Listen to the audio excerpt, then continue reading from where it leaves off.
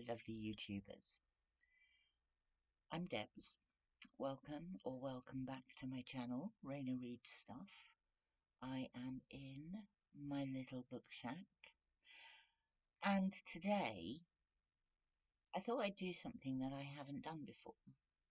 I am inspired by my friend Pat at Book Chat with Pat, who's been doing some lovely poetry readings this month because it's National Poetry Month.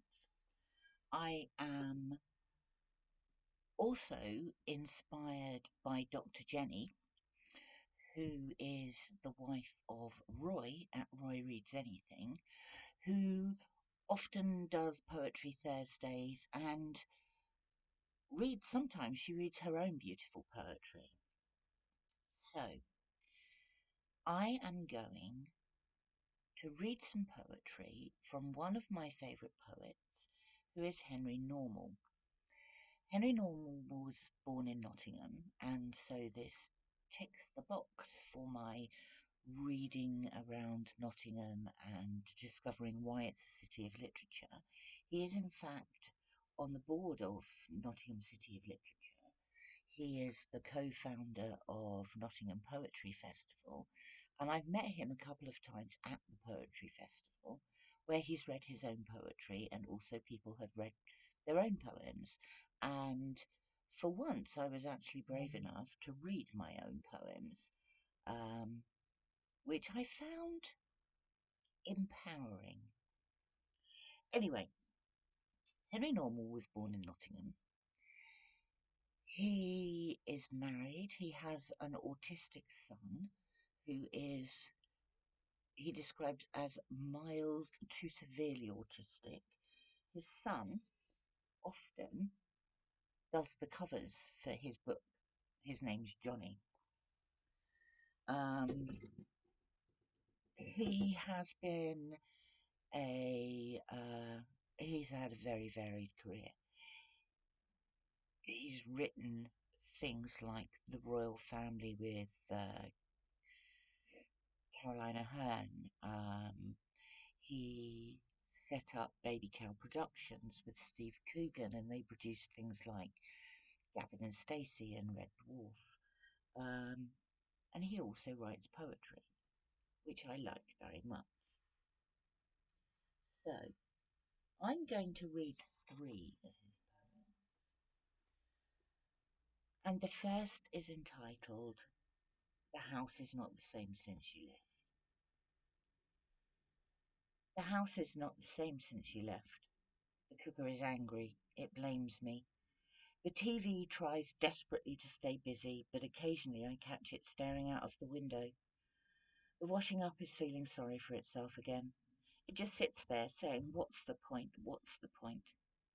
The curtains count the days. Nothing in the house will talk to me. I think your armchair's dead. The kettle tried to comfort me at first, but you know what its attention span is like. I've not told the plants yet. They still think you're on holiday. The bathroom misses at you. I hardly see it these days. It still can't believe you didn't take it with you. The bedroom won't even look at me.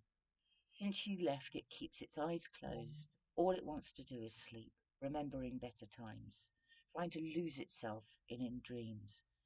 It seems like it's taken the easy way out, but at night I hear the pillows weeping into the sheets.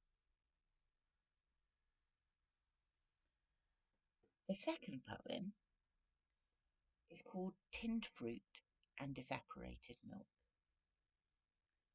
So it was last Sunday tea time when I called in at my dad's. He was checking the racing results. I ambled across the room and turned off the TV. "Just a second," I said tentatively before he started to protest. "I've got something important to tell you." I hesitated a moment, and then bracing myself, I came right out with it. "I love you, Dad." "Don't be so bloody daft," he said. "It's not daft," I said. "I love you." All right, put the kettle on then," he said. "No, you're supposed to say 'I love you too, son.' Come on, Dad, you've seen Dallas. I've got no time for all this bloody nonsense. I'm off to the Legion, he said. So I'm following him down the garden and I'm saying, look, Dad, I'm in my 50s now, and I think it was about time it's out in the open. I love you. And he's trying to shush me in case the neighbours hear. And I shout louder, I don't care if the whole world hears. I'm not ashamed of my feelings. I love you. You're my dad. And I give him a big wet kiss on the forehead. What do you say, Dad? What do you say? Oh, Henry, he says, where did I go wrong?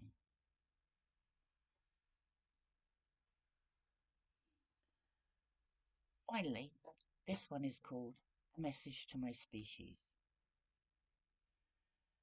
I will not live on. My son will be the last of me. My evolutionary line is going out in a blaze of indifference. Quite like that. Our little joke on the selfish gene, our snub to the scramble for permanence and immortality. The rest of the universe will just have to get on without me and my family and our genetic material. This is the summit of our possibility, the culmination of millions of years of preparation, a wondrous cascade of consequence, a glorious accident embraced. Thank you, life. Thank you, universe. We'll have the best time we can.